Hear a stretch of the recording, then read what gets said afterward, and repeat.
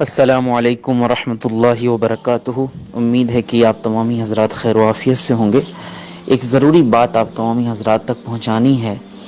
اور خوش نیتی کے ساتھ، نیک دلی کے ساتھ پہنچانی ہے، تمام مسلمین کی خیر خواہی کی نیت سے پہنچانی ہے۔ وہ بات یہ ہے کہ خبر یہ آ رہی ہے کہ کچھ ایسے گروپس چلائے جا رہے ہیں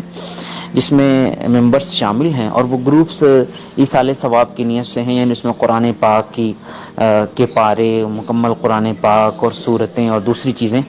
پڑھی جاتی ہیں۔ پھر اس کے بعد جو بھی پڑھا جاتا ہے وہ سارے گروپس کے لوگوں کو ہدیہ کر دیا جاتا ہے کہ ہاں یہ ثواب جو ہے سارا کا سارا یہ سارے ممبرانس کو ہے، وہ چاہیں تو خود کسی کو یہ ثواب فارورڈ کر دیں یا چاہیں تو اپنے مسلمین کو الگ الگ سے، مثال کے طور پر گروپ میں اگر 2 قرآن پاک پڑھے گئے، 1000 کلمہ مکمل طور پر پڑھا گیا، اب گروپ میں 200 ممبر ہیں تو سب کو یہ ساری چیزیں، یعنی 2 قرآن پاک، 1000 مرتبہ کلمہ شریف وغیرہ وغیرہ، یہ سارے یعنی پورے 200 لوگوں کو پہنچائے گئے۔ سوال یہ نہیں ہے کہ ہاں اس طریقے سے سب کو الگ الگ ثواب دیا جا سکتا ہے کہ نہیں دیا جا سکتا ہے، یہ ایک علمی گفتگو ہے اور اس تعلق سے علماء کرام کی مختلف رائے بھی ہیں، لیکن اس کا جو ری ایکشن ہو رہا ہے وہ بڑا منفی ہے۔ منفی ری ایکشن اس اعتبار سے ہے، یعنی غلط اس کا اثر جا رہا ہے کہ لوگ اب عام طور پر جو پہلے تلاوت یا پہلے ذکر و اذکار کرتے تھے اس میں کمی لا رہے ہیں اور سستی کوتاہی ہو رہی ہے، اور سوچتے ہیں کہ تھوڑا سا پڑھ کر گروپ میں ڈالیں گے یا ہم نہیں بھی پڑھیں گے، یا ابھی جلد ہی گروپ میں شامل بھی ہوئے ہیں تو بغیر پڑھے ہم کو مل جا رہا ہے، تو پڑھنے کی ضرورت کیا ہے۔ یاد رکھیے گا، ہر اچھی بات پہنچائی بھی نہیں جاتی ہے، یہ دیکھا جاتا ہے کہ اس کا ری ایکشن کیا ہوگا، کہیں اس کا غلط اثر تو نہیں ہوگا۔ خود اللہ کے رسول صلی اللہ تعالیٰ علیہ وسلم نے حضرت ابو ہریرہ رضی اللہ تعالیٰ عنہ کو ارشاد فرمایا، وہ حدیث پاک ہے کہ من قال لا الہ الا اللہ دخل الجنہ، او کما قال رسول اللہ صلی اللہ تعالیٰ علیہ وسلم، کہ جس نے بھی لا الہ الا اللہ کہا وہ جنت میں داخل ہوگا۔ تو حضرت ابو ہریرہ رضی اللہ تعالیٰ عنہ نے کہ حضور میں کیا میں سارے مسلمانوں کو یہ بات بتا دوں؟ تو حضور نے فرمایا نہیں۔ کیوں؟ کیونکہ اگر ایسا تم بتا دو گے تو وہ عمل کرنا چھوڑ دیں گے، سوچیں گے اب کلمہ پڑھ لیا تو جنت میں تو جائیں گے، تو نماز کے لیے اتنی مشقت کرنے کی کیا ضرورت ہے؟ سردی کے دنوں میں صبح صبح کو اٹھ کے ٹھنڈے پانی سے وضو بنانے کی کیا ضرورت ہے؟ گرمی لگ رہی ہو تو ظہر کی اور عصر کی اور مغرب کی نماز پسینے میں ڈوب کر پڑھنے کی کیا ضرورت ہے؟ تو حضور نے انہیں منع فرما دیا۔ پھر بعد میں انہوں نے حدیث ہم تک پہنچا دی، لیکن پبلک میں اس کو بیان نہیں کیا گیا۔ تو ہر اچھی بات جو ہوتی ہے اسے بیان نہیں کیا جاتا ہے، بلکہ خاص باتیں، اور یہ علماء کرام کا مقام ہوتا ہے، وہ جانتے ہیں کہ کون سی بات عوام تک پہنچانی ہے، کون سی نہیں پہنچانی ہے، تاکہ اس کا کوئی غلط اثر نہ ہو۔ تو میری گزارش ہے ایسے تمام گروپ کے ایڈمن حضرات سے جو لوگ اس طرح کا کام کر رہے ہیں کہ بغیر کسی کے، یعنی جو گروپ میں آج شامل ہو رہا ہے اس کو بھی آپ نے سارے اذکاروں اور رات کے سالے ثواب دے دیے، دینا کوئی گناہ نہیں ہے، اچھا کام ہے، مسلمان کو آپ تحفہ دے رہے ہیں، لیکن اس کا جو ری ایکشن ہو رہا ہے آپ کے اس عمل سے وہ غلط ہو رہا ہے۔ لوگوں نے اپنے معمولات میں کمی کر دی ہے، جو لوگ پہلے سنسیئر تھے، مخلص تھے اور بہت زیادہ شوق و ذوق سے جو پڑھتے تھے اس میں سستی کوتاہی آ رہی ہے، یہ اچھی بات نہیں ہے۔ تو اس لیے خدا را ایسے کام نہ کریں، بلکہ گروپ میں جو پڑھا جائے سب کو اکٹھا کیا جائے اور گروپ کے ممبرانس کو بتا دیا جائے کہ جب آپ کے یہاں کسی کو کوئی سالے ثواب کی ضرورت ہو تو آپ ہمارے یعنی گروپ کا جو ایڈمن ہے اس سے رابطہ کریں،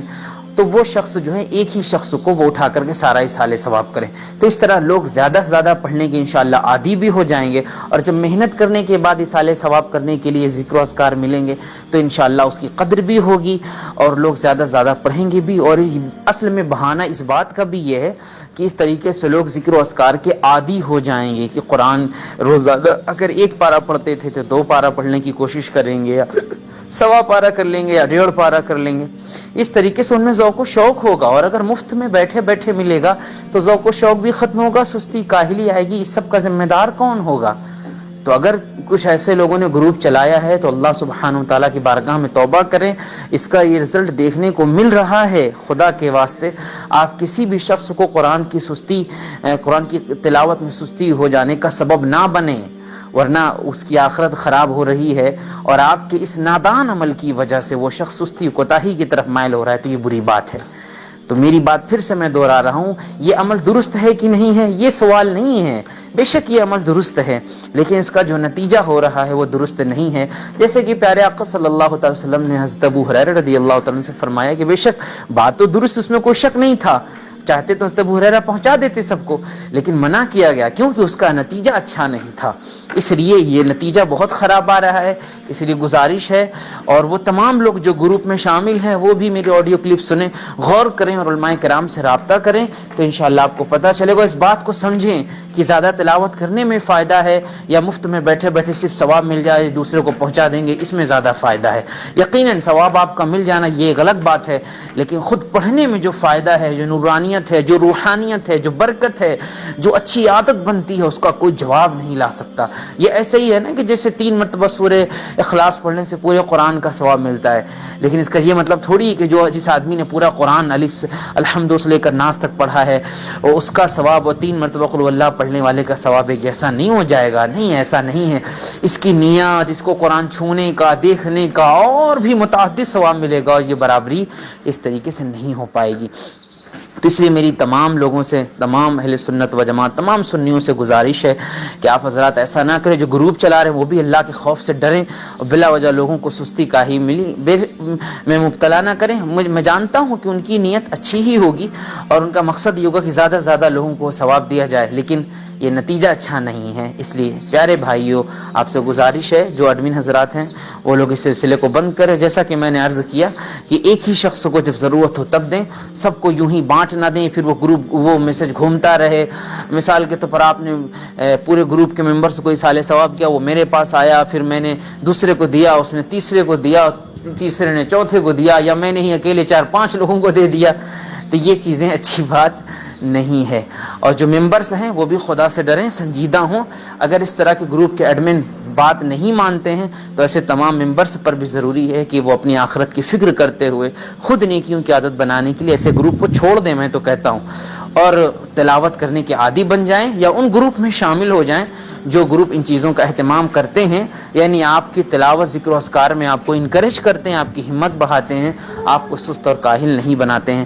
اللہ تعالیٰ میری نیک نیتی کو قبول فرمائے اور اخلاص میں برکتیں عطا فرمائے، ہم تمام لوگوں کے اخلاص میں برکتیں عطا فرمائے، اور ہم سب کو خوب خوب تلاوت، ذکر و اذکار کی توفیق بخشے۔ آمین بجاہ النبی الامین صلی اللہ تعالیٰ علیہ وسلم۔ استغفر اللہ۔